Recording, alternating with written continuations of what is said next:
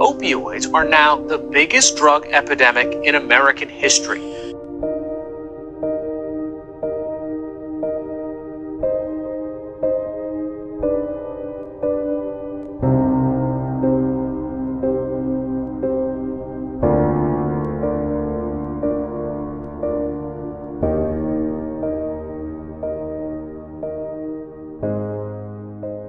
January the 1st, 2012 is when God gave me a mandate. You don't know how things are going to end up, but you got to trust and believe. That's where faith comes in at. You know, having belief in the things that are not seen, evidence of the things that are not seen. You know, so I took that step in 2012, and ever since then, God has been moving in a phenomenal way. We have gotten to grow from 1 to 2 to 3 homes now. And now we've been blessed with 9 acres of land. You know, just this about 3 months ago in May, we closed on that. So it hasn't been easy. It has taken a lot of faith, but because of God, all of this was possible. The Remnant House is it's a beautiful place. One of the things that the foundation of it is built on is Christianity. And that's where I'm going to get my relationship back close to God. Because I need him in my life, and the struggle I go through with drugs and alcohol, I cannot do it without him. It's a spiritual warfare that I'm going through. And the only way I could go ahead and go through this battle is through having God in my life. And I'm just grateful to be here. It's an awesome place to be. And like you said, you know, just because you quit drinking alcohol and drugs or whatever, you know, it's also they help you work with the character defects that you carry along with yourself, you know, because just because you quit drinking and doing the drugs, you know, you still got other issues you got to deal with, you know. I was in a place of desperateness, man. I was like a man reaching out of a drowning sea, you know, and to have a hand there to say, come on, brother, you can do this. Because, you know, in the beginning, it starts out rough your first 30 days, you know, it takes time. You know, like around 90 days, you know, your head is clear, you got your focus, you're more grounded. And we have a step process too. There's certain things that we can't get until 10 months. There's certain things that we can't have till 6 months. But when you get it back, you appreciate it. And you won't let the devil take it away from you. Right now, we only have room for a small number. And there's many people out there who want to get help.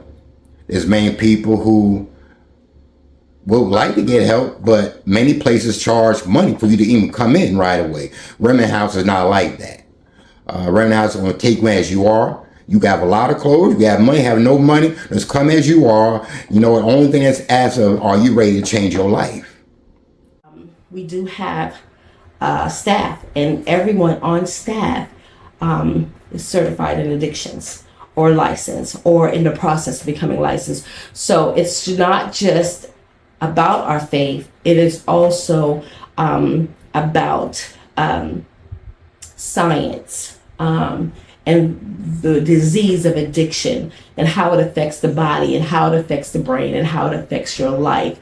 The stuff that they may not know about. They know the mechanics of it all, but we like to target where it started and where it come from. When someone leaves Remnant House after 365 days, they leave with more than just, I haven't had anything to use. I haven't used anything. They leave with a knowledge and an understanding of the disease concept of addiction. You know, our goal for the addict is at the end of the year, they'll have enough saved up that they're able to move out on their own, get their own house or apartment, trailer, whatever. They're able to partially or fully furnish it. They're able to get their utilities cut on without exhausting their savings account. So we teach you budget, money management while in here in the course of that year. Yes, my name is Richard, and I'm a graduate from Remnant House. And you know, I lost some important people in my life, and I was very depressed and using and medicating. And make a long story short, you know, I came down here and always had knowledge of God, but I learned to build a relationship with Him at the Remnant House. You know, the Remnant House was a real turning event in my life. You know, I conquered. I have a license. I never drove. You know, I have a car. My credit is good now, and you know, I learned structure, and I always put God first. You know, I encourage anybody in trouble and need to seek the Remnant House, because they could turn their life around just like they did mine. Thank you. So we have need for a bigger facility.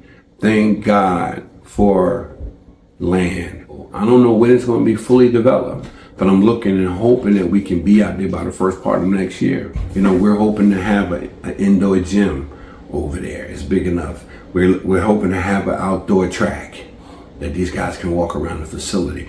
We're praying to have a pavilion center with a pergola top with barbecue pits.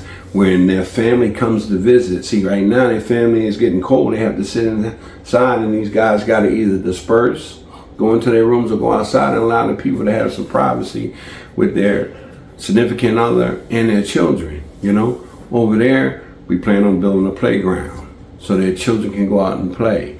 We're praying that we'll be able to dig out a pond so they'll also be able to go out and fish. There's so much that we have a vision for the 9 acres. So it's a faith thing there. It's a trust in God thing there. And I believe if God gave the land for a purpose to extend, help other men in the grips of addiction, he's going to clear the land. He's going to send the right people there. He's going to send the laborers. He's going to send the people there because there's a harvest out there. This place is more than some trailers on a lot with a bunch of people trying to get their lives together. It is really ministry here, and I'm really proud to be a part of it because I get to see our progress and how it unfolds. One thing that I forgot to mention, that this ministry is birthed off of love. Money is not the fuel for this program, it's love. And if you don't have love for these guys know whether or not you love them. You know, and if you don't, they're in search of love. They're going to try to go somewhere where they can find it. You can go to any rehab, you can go to any Oxford house, but they're looking for somebody to love them, even when they can't love themselves. And that's our main ingredient to this program, to Remnant House Ministry. It's loving them. Even through their mess, like he said, even when they feel as though they're not deserving of it, we still love them. You know what I mean? You know, I had one experience where I saw real love. I was sitting in this very room and I was thinking about leaving. I was things in my head, and it was a brother here who has graduated, and he didn't want me to leave. He was staying in a whole nother house. You know, he had certain privileges. And he kept saying it. And Mr. Coleman said, Mr. McQueen said, you really want Mr. Brad to leave? You really love Mr. Brad? I said, yeah, I do. He said, what are you willing to give up for him to stay here? He said, I'll move back in this house, give up my passes, and give up my cell phone. If you stay, Mr. Brad, I'll stay in this house with you and help you get through this here. I'll give all that up for you to stay. So it was things like that I've never experienced, and that's what happens here. It's contagious.